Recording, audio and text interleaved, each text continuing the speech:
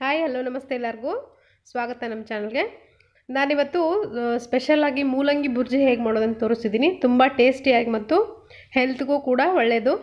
ಇದಕ್ಕೆ ಬೇಕಾಗಿರುವ ಸಾಮಗ್ರಿಗಳು, ನಾನಿಲ್ಲಿ 1 ಕಪ್ನಷ್ಟು ಅಂದರೆ 2 ಮೂಲಂಗಿನ ಈ ಥರ ತುರಿದು ಚೆನ್ನಾಗಿ ಕ್ಲೀನ್ ಮಾಡಿ ಇದನ್ನು ಸ್ಟ್ರೈನ್ ಮಾಡಿಕೊಂಡು ಇಟ್ಕೊಂಡಿದ್ದೀನಿ.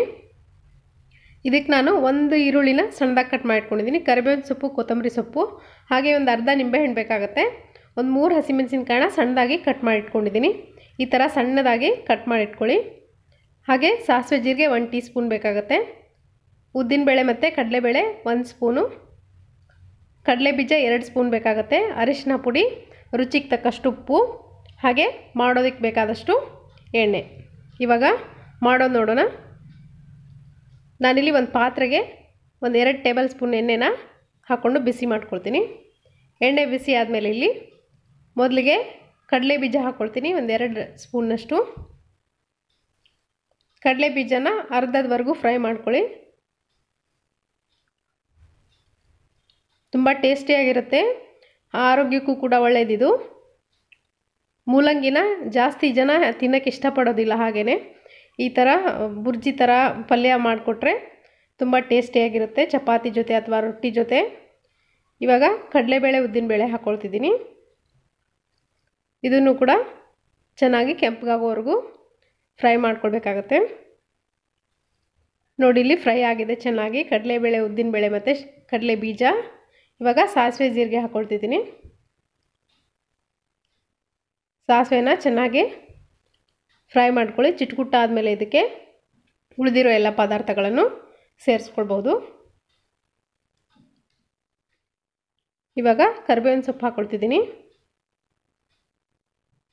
ಅದಾದಮೇಲೆ ಇದಕ್ಕೆ ಸಣ್ಣದಾಗಿ ಕಟ್ ಮಾಡಿ ಇಟ್ಕೊಂಡಿರೋ ಈರುಳ್ಳಿ ಹಾಕ್ಕೊಳ್ತಿದ್ದೀನಿ. ಈರುಳ್ಳಿನ ಸ್ವಲ್ಪ ಚೆನ್ನಾಗಿ ಬಾಡಿಸ್ಕೊಳ್ಳಿ. ಚಪಾತಿ ಜೊತೆಗಂತೂ ಇದು ತುಂಬ ಚೆನ್ನಾಗಿರುತ್ತೆ. ಖಂಡಿತ ಒಂದ್ಸರಿ ಇದನ್ನು ನೋಡಾದಮೇಲೆ ನಿಮ್ಮ ಮನೆಯಲ್ಲೂ ಮಾಡಿಕೊಂಡು ಅಭಿಪ್ರಾಯ ತಿಳಿಸಿ.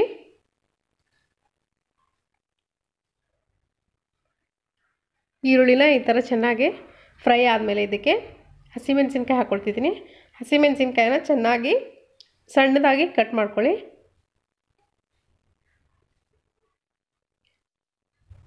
ಎಲ್ಲನೂ ಚೆನ್ನಾಗಿ ಹುರ್ಕೊಳ್ಳಿ.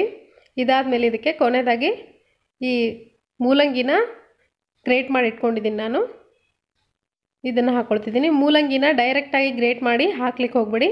ಚೆನ್ನಾಗಿ 1-2 ಸರಿ ನೀರಿಂದ ತೊಳೆದು ಇದನ್ನು ಸ್ಟ್ರೈನ್ ಮಾಡಿಕೊಂಡು ಹಾಕ್ಕೊಳ್ಬೇಕಾಗತ್ತೆ.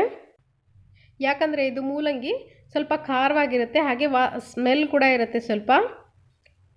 ಈ ಸ್ಮೆಲ್ ಹೋಗಬೇಕಂದ್ರೆ ಚೆನ್ನಾಗಿ ತೊಳಿಬೇಕಾಗತ್ತೆ.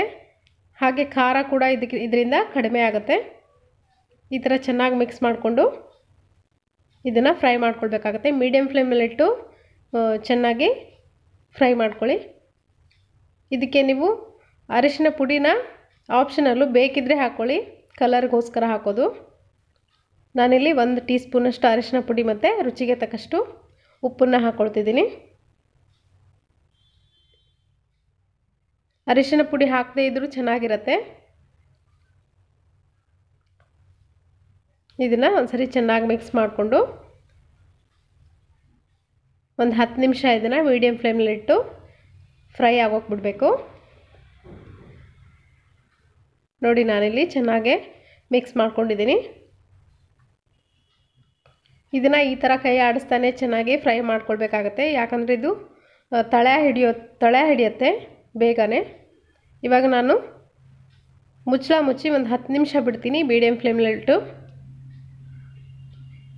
ಸೊ ನೋಡಿ, ಇವಾಗ ತೆಗೆದು ನೋಡೋಣ. 10 ನಿಮಿಷದಿಂದ ಚೆನ್ನಾಗಿ ಫ್ರೈ ಆಗ್ತಾಯಿದೆ. ಆಲ್ಮೋಸ್ಟ್ ಇದು ಆಗಿದೆ. ಮೂಲಂಗಿನ ಗ್ರೇಟ್ ಮಾಡಿರೋದ್ರಿಂದ ತುಂಬ ಬೇಗನೆ ಫ್ರೈ ಆಗುತ್ತೆ. 10 ನಿಮಿಷದಲ್ಲಿ ಇದು ಪಲ್ಯ ರೆಡಿ ಆಗುತ್ತೆ ನಿಮಗೆ. ಕೊನೆಯದಾಗಿ ಕೊತ್ತಂಬರಿ ಸೊಪ್ಪು ಹಾಕ್ಕೊಳ್ತಿದ್ದೀನಿ. ಇದನ್ನು ನೀವು ಮಕ್ಕಳಿಗೆ ಲಂಚ್ ಬಾಕ್ಸ್ಗೆ ಚಪಾತಿ ಜೊತೆ ಹಾಕಿ ರೋಲ್ ಮಾಡಿ ಕೊಡೋಕ್ಕೂ ತುಂಬ ಚೆನ್ನಾಗಿರುತ್ತೆ.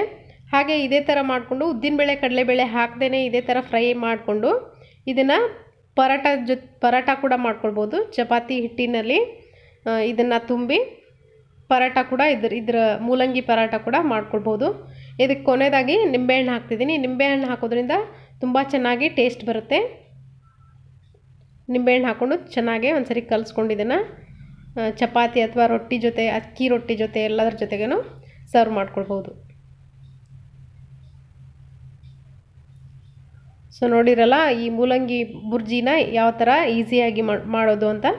ಸೊ ಇದನ್ನು ನೀವು ಕೂಡ ಖಂಡಿತ ಮನೆಯಲ್ಲಿ ಮಾಡಿ ಅಭಿಪ್ರಾಯ ತಿಳಿಸಿ. ಇವತ್ತಿನ ಈ ರೆಸಿಪಿ ನಿಮಗೆ ಇಷ್ಟ ಆಗಿದ್ರೆ ಲೈಕ್ ಮಾಡಿ, ಶೇರ್ ಮಾಡಿ. Thank you.